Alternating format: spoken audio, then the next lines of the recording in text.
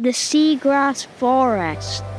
Under the Scottish seas, there's a seagrass forest.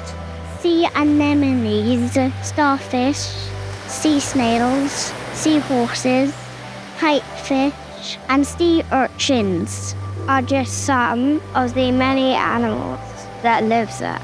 Seagrass is not seaweed. It's a special plant that lives underwater.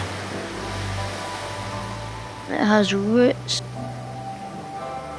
and seeds and flowers. And just like plants, it breathes in carbon and turns it into oxygen. Even more than rainforests or land. Helping us fight climate change. It protects the beach from big waves.